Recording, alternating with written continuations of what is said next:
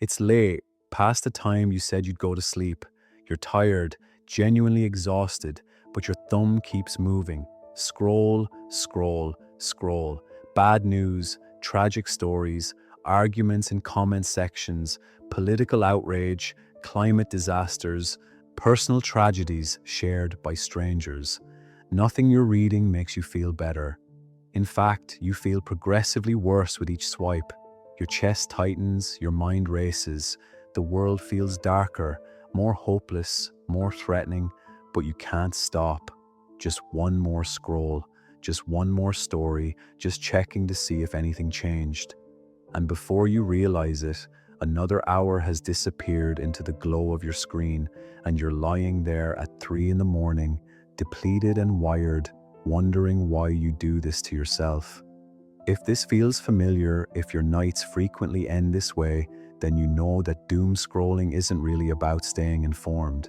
It's something deeper, something that reveals truths about how we cope with modern life, what we're searching for in those endless feeds, and why the darkness of night changes everything. Doom scrolling happens in a specific state. You're tired, which means your defenses are down. During the day, you have structure, routines, people around you, things that demand your attention. But at night, when everything goes quiet, when there's nothing left between you and sleep, that's when you reach for your phone.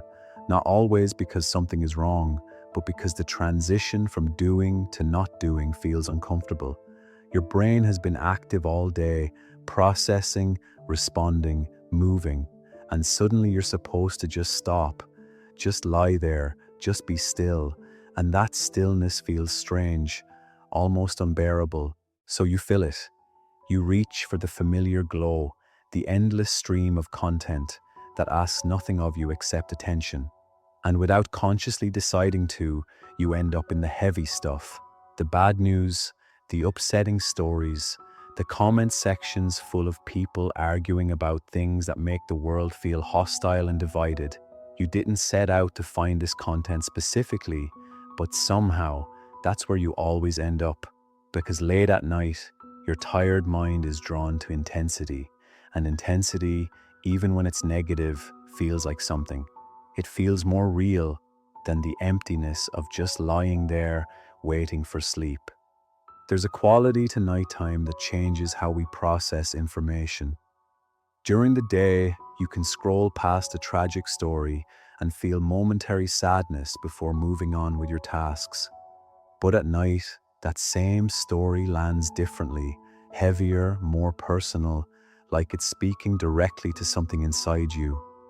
The darkness outside mirrors something internal, and problems that seem distant during daylight suddenly feel immediate and overwhelming.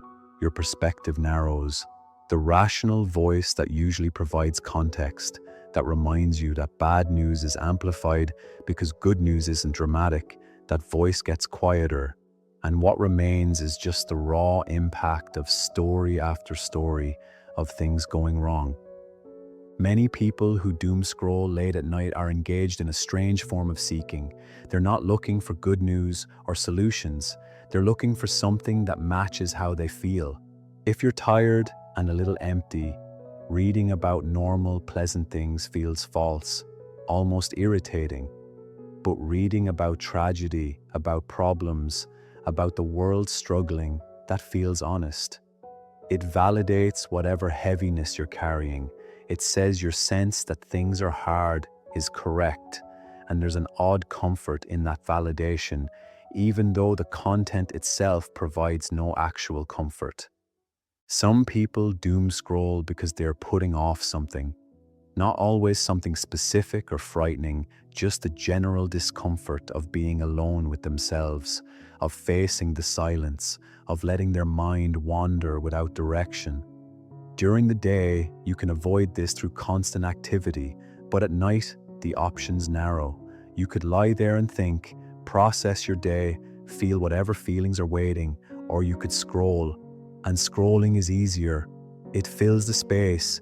It gives your mind something to do that isn't introspection, isn't vulnerability, isn't the quiet reckoning that sometimes comes when you stop moving. The phone becomes a barrier between you and rest, but also between you and everything that rest requires you to confront. If you're in bed with a partner, scrolling means you don't have to turn toward them, don't have to be present or available or intimate. If you're alone, scrolling means you don't have to feel the loneliness, don't have to sit with the questions about your life that emerge in silence. The doom content is almost secondary. What matters is that you're occupied, distracted, engaged with something outside yourself. There's also a compulsive quality that develops. You've trained your brain that this is what happens before sleep. The same way some people need to check that doors are locked or arrange their pillows a certain way, you need to scroll. It's become part of the ritual, even though it's not helping you relax. In fact, it's doing the opposite. But patterns have momentum. Once established, they continue, not because they're beneficial, but because they're familiar. Your brain knows this routine. Get into bed, pick up phone, scroll through increasingly upsetting content until you're too exhausted to continue. It's dysfunctional, but it's known. Night also strips away the social performance of the day. During daylight hours, you maintain a version of yourself for others. You're appropriate, engaged, functional, but at night, alone in your bed, you don't have to perform anything. And sometimes, the content you consume reflects that. You're drawn to the raw, the ugly, the disturbing, because nobody is watching, nobody is judging what you're looking at or how long you're looking at it. There's a strange freedom in that privacy, even as you're using it to consume things that make you feel worse. Many doom scrollers describe a dissociative quality to the experience. You're not fully present, your body is in bed, but your mind is scattered across dozens of stories. You lose track of time. What you thought was 15 minutes was actually an hour and a half. You're vaguely aware that this isn't good for you, that you should stop, but stopping requires decisive action and you're in a passive state. The scroll is effortless. Stopping takes effort. So you stay suspended in this in-between space, neither truly engaged nor actually resting. The algorithm understands you better than you understand yourself. It knows that late at night you'll engage with content differently. It knows which stories will make you pause, which headlines will make you click, which emotions will keep you scrolling. And it serves you exactly that, an endless buffet of content calibrated to your late night psychology. Stories about societal collapse, personal tragedies, injustices, conflicts. Not because the algorithm wants you to suffer, but because these stories generate engagement. And engagement is the only metric that matters. There's a passive consumption quality that's important to recognize. You're not actively researching or learning. You're not reading deeply or critically. You're just absorbing, letting information wash over you without really processing it. Each story raises questions you don't answer. Each problem you encounter is one you cannot solve. You're accumulating emotional weight without corresponding agency. Your nervous system responds as if these are threats you need to address, but there's nothing to actually do, so the activation just builds internally without release. Some people are drawn to doom scrolling because it makes their personal problems feel smaller by comparison. If the world is collapsing, if everyone is struggling, if catastrophe is everywhere, then your own difficulties seem less significant. There's a strange relief in that diminishment. Your work stress, your relationship tension, your existential questions, they all fade into background noise when you're reading about genuine tragedy. It's not that you're glad others are suffering, it's that their suffering provides perspective that temporarily lightens your own load. Their suffering provides perspective that temporarily lightens your own load. Others scroll because modern life has created a chronic sense of missing out on important information. The world moves so fast, things change so rapidly that not checking feels dangerous. Like you'll wake up tomorrow and everyone will be talking about something major that happened while you were offline. And being out of the loop, not knowing what everyone else knows, feels intolerable. So you keep checking, Keep scrolling, keep consuming, just to make sure you're not missing the moment when everything changes. The blue light from your screen suppresses melatonin production, making it harder to fall asleep. The emotional content activates your system when it should be winding down. The mental stimulation prevents the mental quiet that sleep requires. So you stay up later, sleep poorly when you finally do, wake up tired, which makes you more vulnerable to the same pattern the next night. Each cycle reinforces the next, creating a rhythm that's hard to break even when you consciously want to. What makes doom scrolling particularly insidious is that it provides the feeling of doing something while actually accomplishing nothing. You feel informed, engaged, aware, but in reality, you're just consuming, passively absorbing information that doesn't translate into understanding or action. The scrolling creates the illusion of participation, of staying current, of being connected to the world's problems. But it's a shallow engagement that leaves you depleted. Many doom scrollers are unconsciously seeking a breaking point. If things get bad enough, if the news is devastating enough, maybe something will shift. Maybe you'll finally feel something definitive instead of this vague unease. Maybe you'll be shocked into action or numbed into acceptance, but that moment never arrives. Instead, each new piece of bad news just adds to an ever-growing pile of concerns that you carry without resolution. The weight increases, but nothing changes. There's also a strange companionship in shared doom. When you're scrolling through collective tragedy, reading comments from thousands of others who are also upset, also worried, also overwhelmed, you're not alone.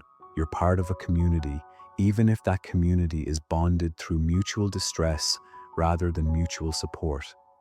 Late at night, when you might otherwise feel isolated, this connection, however dark, feels better than nothing. You're all watching the world struggle together, and there's a grim solidarity in that. The timing matters too. Night has always been when humans confront mortality, uncertainty, the questions that daylight pushes aside. Before phones, people would lie in darkness with their thoughts, processing, worrying, reflecting. Now we have a device that offers an alternative to that internal reckoning. Instead of lying there with your thoughts, you can fill your mind with everyone else's problems. Instead of processing your day, you can consume information about distant crises. The phone offers escape from the psychological work that night traditionally demanded. Breaking the doom scrolling pattern isn't about willpower or discipline. It's about understanding what the scrolling is providing and finding other ways to meet those needs. If it's distraction, what are you avoiding? If it's stimulation, what kind of engagement would actually satisfy you? If it's connection, what would real connection look like? If it's filling silence, what would happen if you let silence exist? The scrolling is solving something, even if it's solving it poorly. Until you understand what, stopping will feel like deprivation rather than choice. Some practical boundaries help. Charging your phone outside the bedroom, reading physical books before sleep, establishing actual wind-down routines. But these only work if you're simultaneously honest about why you reach for the phone in the first place. The habit exists because it's meeting a need, however ineffectively, and until you address that need differently, the pattern will just shift form. What people who doom scroll are often seeking is a way to feel less alone in their concern about the world, less strange in their sense that things are difficult, and the internet provides that validation endlessly. But it provides it in the worst possible way, through consuming tragedy rather than building genuine connection, through passive absorption rather than active engagement, through late-night isolation rather than actual community. The world will continue having problems, whether or not you scroll through them at midnight. Knowing about every crisis doesn't help anyone involved in those situations. It just depletes you. And that depletion doesn't make you more informed or more caring. It just makes you more tired, less capable of showing up meaningfully in your actual life, less able to contribute to solutions for problems you actually can impact. Learning to stop means learning that not everything requires your attention, that rest is not ignorance, that sleep is not apathy, that your well-being matters more than staying constantly updated on catastrophes you cannot prevent. The scrolling isn't virtue, it's a habit masquerading as concern, and you deserve better. You deserve to close the apps, put down the phone, and let yourself exist offline for a few hours, disconnected from the collective feed of everything wrong. That's not privilege or avoidance. That's basic self-preservation. That's choosing to protect your mind from information overload so that tomorrow you might actually have the energy to do something meaningful instead of just consuming endless content about things falling apart. Your rest matters, your peace matters, and the doom will still be there in the morning if you need it. But tonight, you can choose to let it go.